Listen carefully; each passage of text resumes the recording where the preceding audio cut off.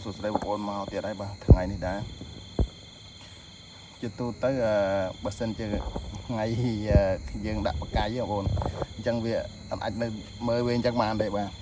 dương thời được chậm vì vậy bà phần tay ngày đó dương ăn từ việc đấy thế bà chân dương thọt vì tục chia ca chạy đồng lê chứ có ca công san bà sầm rạp bông ôn là cho chất mơ channel bảo nhóm bà nhầm chơi tập phò bà phò chỉ ca chạy đồng lê để có ca tục chia ai cái xa bông ôn bà này bà bông ôn là đi dương hai con cạp sau đây đi có lon tó nó bông ôn bà vì thông thông bà bông ôn mưa đây bà thông nè bà chẳng thọtនេះគឺក្នុងចេតនាចង់ឲ្យបងប្អូនថា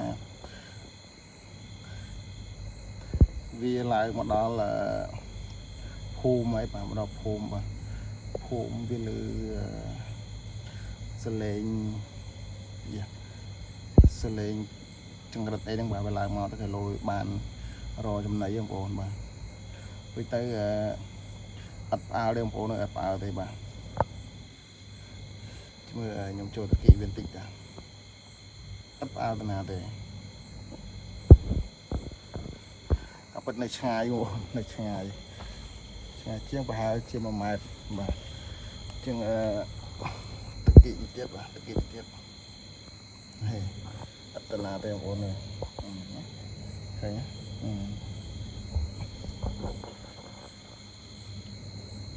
អត់ទៅណាទេបាទហ្នឹងហើយចឹងមកថាជីវិតជាសត្វបាទជីវិតជាសត្វវាមិនត្រូវការសំភារៈនិយមវាមិនត្រូវការផ្ទះសម្បែងទេបងប្អូនបាទវាត្រូវការតែមួយចំអែតបាទចឹងមកថាគេស៊ីឆ្អែតអីឆ្អែតអីបាទស៊ីស្មៅស៊ីសត្វល្អិតជាអាហារសម្រាប់ពុកនេះទៅបាទអញ្ចឹងសត្វនេះវាមិនខ្វល់ខ្វាយច្រើនទេបាទប៉ុន្តែយើងកុំថាសត្វវាមិនខ្វល់ហើយបានខ្ញុំនិយាយថាសត្វវាមិនខ្វល់ដោយសារតែយើងអត់ដឹងពីរឿងសុខទុក្ខប្រពៃណីទំនៀមទម្លាប់វាទេបាទយើងឃើញថាវាមិនត្រូវការសម្លៀកបំពាក់វាមិនត្រូវការទូរស័ព្ទប្រើអីអញ្ចឹងបងប្អូនប៉ុន្តែវដ្តនៃការរស់នៅរបស់មនុស្សសត្វរុក្ខជាតិខ្ញុំគិតថាវានៅតែមានតម្រូវការបាទវានៅតែមានតម្រូវការដោយសារអីដោយសារតែវាមានភ្នែកបងប្អូនណាបាទវាមានភ្នែកវាមានជើងបាទវាមានដៃបាទអញ្ចឹងខ្ញុំសន្និដ្ឋានថាវាគាត់ទៅត្រូវការបាទវាគាត់ទៅត្រូវការសេរីភាពឬការរស់នៅរបស់វាប៉ុន្តែគាត់ថាតម្រូវការសេរីភាពរបស់វាហ្នឹងវាអត់បង្ហាញដល់យើងដោយសារតែការរស់នៅឬក៏នេះខុសគ្នាអញ្ចឹងបងប្អូនខុសគ្នាអញ្ចឹង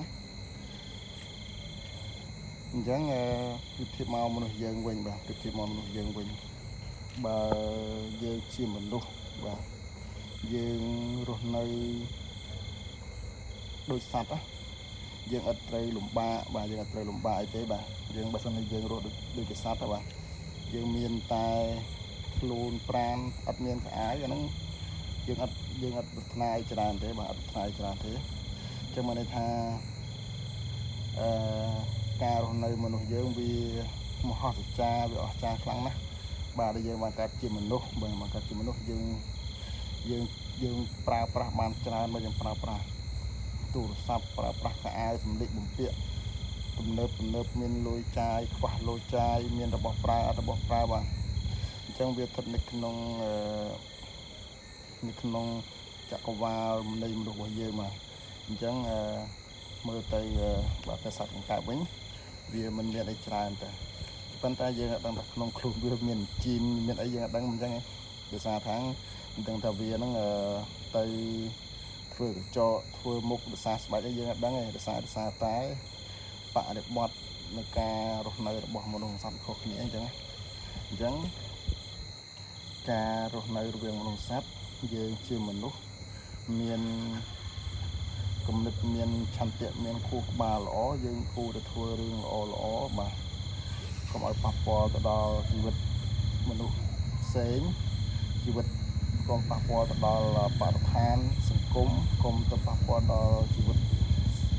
សត្វដែលវាជាតម្រូវការឬក៏ជំនួយដល់មនុស្ស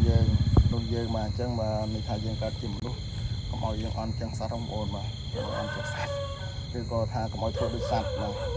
សត្វគេរស់តែមករស់បងប្អូនគេរស់បាទវា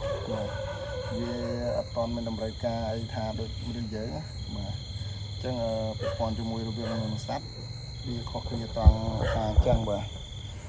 ប៉ុន្តែនៅក្នុងវប្បធម៌ប្រពៃណីនៃការរស់នៅរបស់សត្វគឺយើងអត់ដឹងថាវាមានរបស់របរប្រើប្រាស់វាមានផ្ទះធំអីដែរយើងអត់ដឹងទេបាទយើងដឹងតែពីគិតថារចនាសម្ព័ន្ធនៃមនុស្សមាន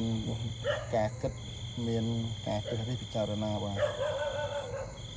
អញ្ចឹងវីដេអូនេះគឺយើងនិយាយប៉ុណ្ណឹងបាទអរគុណ